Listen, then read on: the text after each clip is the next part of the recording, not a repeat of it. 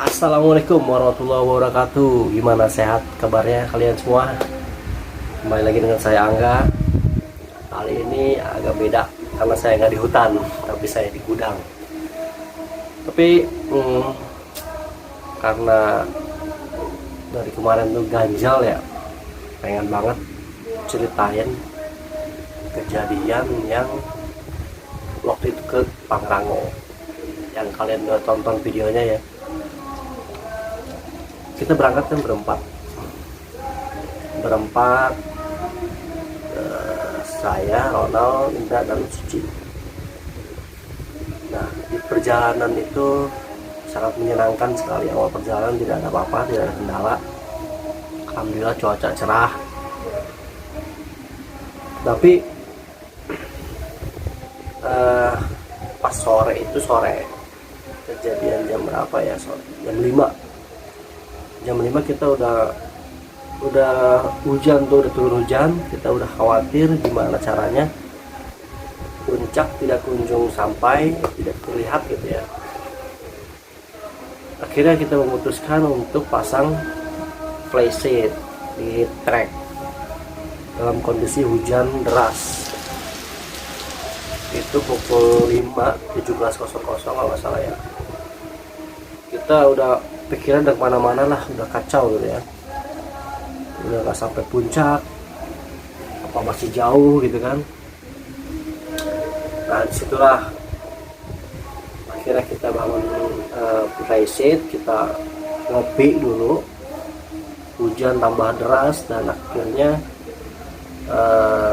sampai jam 17:45 itu Suci duluan, dia ke depan duluan, jalan duluan akhirnya ya. Dan feeling juga udah gak enak karena pas dia duluan itu kok tumben gitu ya, dia duluan, jalan duluan gitu, kenapa nih. Akhirnya kita memutuskan untuk bongkar flashlight pakai jas hujan ya, dengan kondisi hujan-hujanan, kabut tebal, hujan deras. Kita paksain pokoknya jangan sampai kemalaman di trek, itu intinya. Nah, setelah kita buka flashlight kan pakai jas hujan, oke, kita jalan, kita susul Suci, takutnya kenapa-napa gitu kan. Mana kondisi udah maghrib, itu udah jam 6 maghrib, udah mulai gelap, kabut, tapi belum gelap malam ya, maghrib gitu. Hujan masih deras, kita nanjak terus ke atas. Akhirnya kita temuin itu Suci lagi jongkok dan nangis. Kita bingung dong ya, kenapa nih. Akhirnya kita tanya, mau kenapa? Tapi dia diam. Dan di depan dia itu persis trek pas lorong akar-akar gitu ya, akar lorong kayak lorong begitu. Dia belum cerita tuh di situ. Kita jalan, dia sampai masih nangis gitu ya. Akhirnya kita gua ke depan, jalan di depan pakai headlamp karena udah mulai gelap, dan dia di tengah akhirnya ya. Yang belakang itu Ronald masa. Udah mulai 6:30 tuh kita udah mulai frustasi banget karena tak kunjung sampai juga di puncak. Walaupun vegetasi pohon-pohon itu udah mulai pendek, udah kelihatan terang gitu ya. Tapi kok nggak nyampe-nyampe, kayaknya jalur panjang banget gitu. Akhirnya kita belok, kita cari jalan dalam kondisi gelap ya, hujan deras, gelap pasti itu gokil guys. Dan akhirnya pas saya senter jalan begini, nyari jalur, ke center guys, asli putih, dia putih, rambutnya panjang, sosoknya baju putih gitu ya. Tapi dia agak jauh, berapa meter ya, 50 meteran lah kira-kira, 50 meter dari pohon gitu.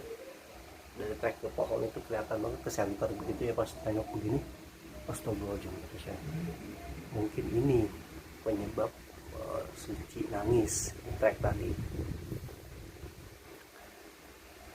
Dan akhirnya wah udah dah, yang penting gue fokus. Gue nggak bilang ke teman-teman bahwa gue ngelihat itu sosok putih itu yang ke center, karena kalau gue bilang pasti buyar tuh semua pikiran kita. Langsung jalan lagi terus menuju puncak. Akhirnya setelah itu karena headlamp gua udah mulai redup karena baterainya habis ya, dan Ronald masih terang gitu headlampnya. Gua ditukar, Ronald ke depan, gua ke belakang. Tapi tiba-tiba perut gue sakit nih, sebelah kanan ini ginjal tuh kayak kram gitu guys.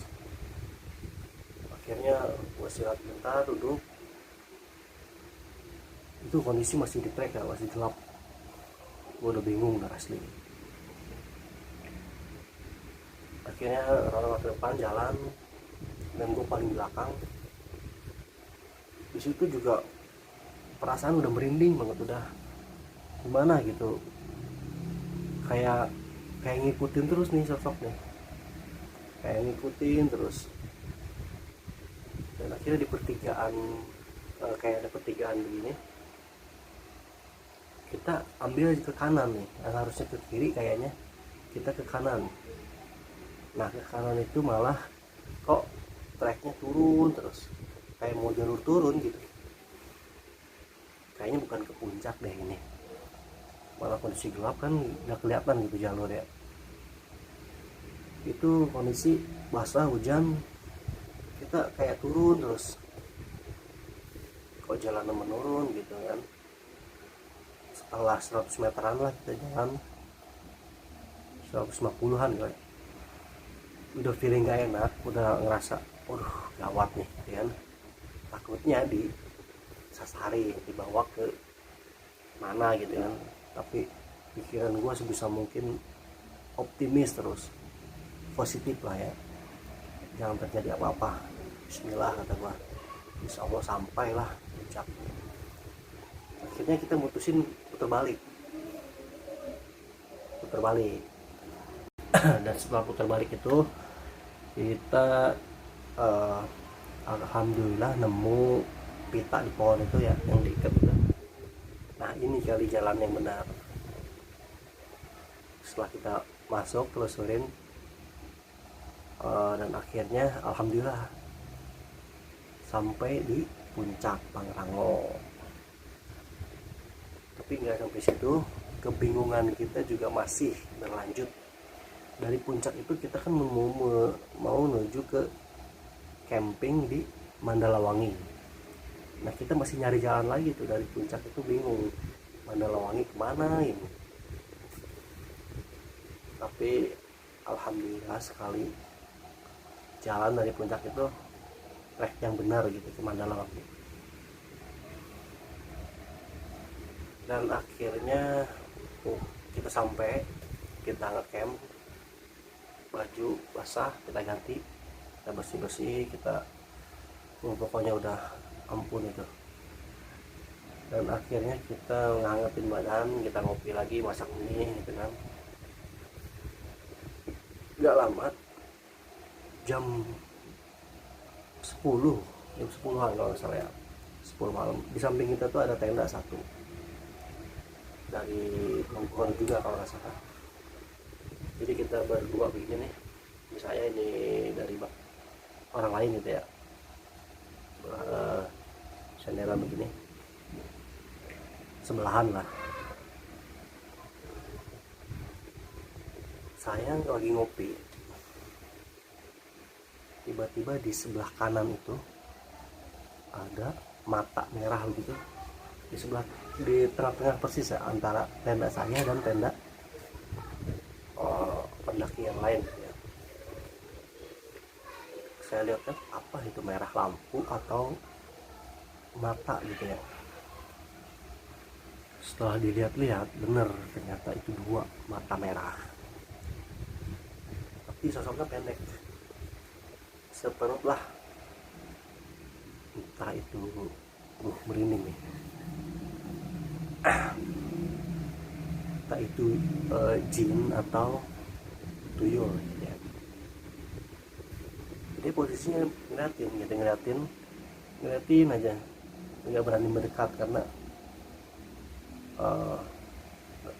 nggak tahu kenapa. Memang itu malam itu suasana beda, mana di Mandalawangi gitu kan, yang kok suasana sepi. Dan akhirnya saya nggak bilang-bilang, saya langsung masuk ke tenda, tutup, langsung tidur. Dan ternyata di balik kejadian ini, yaitu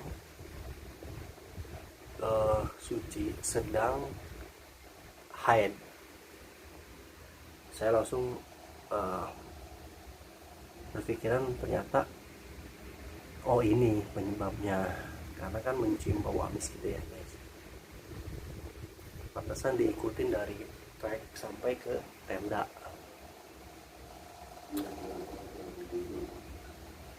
Nah,